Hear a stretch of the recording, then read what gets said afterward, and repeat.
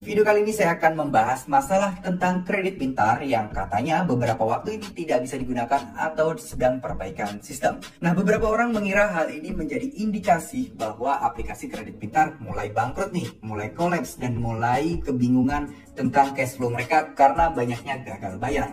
Nah, jika sampai hal itu terjadi, apakah yang akan terjadi pada nasabah-nasabah kredit pintar? Apakah auto lunas? Apakah nasabah-nasabah tersebut udah otomatis dianggap lunas dan tidak ada yang menagih lagi hutang-hutang mereka? Nah, sekarang kita akan bahas dulu. Sebelumnya saya pernah membahas tentang masalah penyebab kredit pintar perbaikan sistem. Karena berdasarkan pengalaman saya selama 3-5 tahun dalam bidang software development application seperti ini merupakan hal yang agak aneh ya teman-teman. Di video sebelumnya saya sudah menceritakan tentang pengalaman ini teman-teman. Kasus-kasus apa yang menyebabkan perbaikan sistem tersebut. Nah, di video kali ini saya ingin membahas ya teman-teman, gimana nasib dan masa depan orang-orang yang sudah terlanjur pinjam di aplikasi kredit pintar. Nah, sebaiknya kalian jangan termakan hoax dulu bahwa kredit pintar akan bangkrut dan semua pinjaman online kalian akan dianggap lunas. Kenapa? Karena ada banyak faktor yang menyebabkan kredit pintar ini tidak bisa digunakan atau tidak bisa diakses atau bahkan mungkin tidak bisa dilakukan untuk pengajuan pinjaman. Ya, seperti biasa namanya sistem pasti selalu ada maintenance dan perbaikan sistem. Jadi jangan sampai kalian aplikasi tidak bisa dibuka, tidak bisa pinjam lagi, lalu kalian berkesimpulan bahwa aplikasi kredit pintar atau pinjaman online kredit pintar sudah mau bangkrut atau mau ditutup. Nggak gitu ya teman-teman, karena yang namanya sistem pasti selalu ada errornya. Yang namanya human error itu pasti ada teman-teman. Tapi ya mungkin di kasusnya kredit pintar ini memang agak aneh ya teman-teman, karena sudah termasuk cukup lama, lumayan lama dibandingkan sistem-sistem yang lain. Mengingat aplikasi kredit pintar ini aplikasi yang sangat besar, aplikasi yang ya menurut saya cukup gimana ya, termasuk salah satu pinjaman online yang paling besar di Indonesia, dimana DC-nya kalian sudah tahu kan, DC pinjaman online kredit pintar atau DC lapangannya ini sudah ada di berbagai kota yang ada di Indonesia.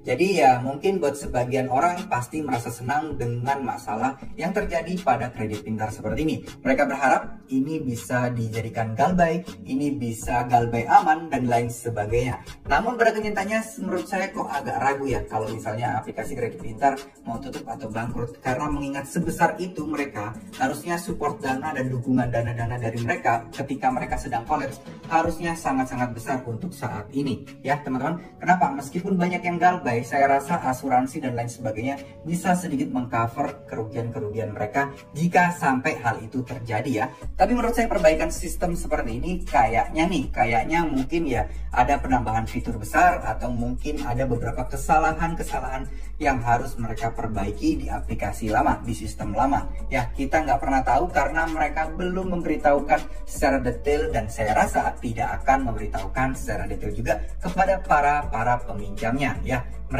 Menurut mereka mungkin tidak ada kepentingan ya. Ini murni program internal mereka yang mungkin berdampak kepada para penggunanya yang ingin mengajukan pinjaman online di kredit pintar. So buat kalian yang ingin kredit pintar ini jadi bangkrut sehingga kalian galbaynya aman, nah jangan senang dulu. Kita tunggu aja dulu apa yang terjadi. Tapi teman-teman, menurut sebagian orang aplikasi kredit pintar ini sudah bisa digunakan kembali loh, dan beberapa orang sudah melakukan update aplikasinya. Jadi kalian ingin pastikan update aja terus aplikasinya setiap hari biar kalian bisa mendapatkan info terbaru seputar aplikasi kredit pintar ini. Apakah sudah bisa melakukan pinjaman? Jawabannya sudah bisa dan sudah ada teman-teman.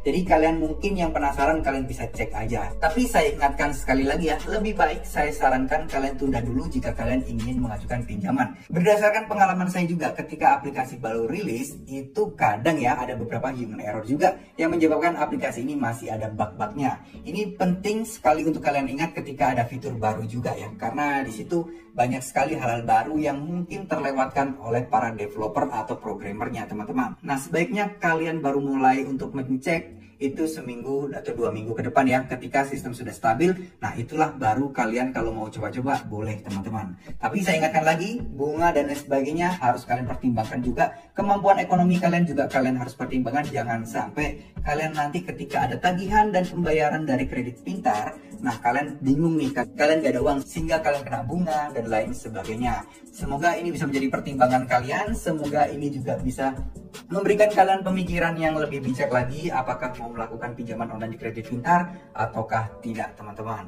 Ya, semoga video ini bisa bermanfaat. Semoga video ini bisa memberikan kalian informasi tentang fakta sebenarnya tentang Kredit Pintar.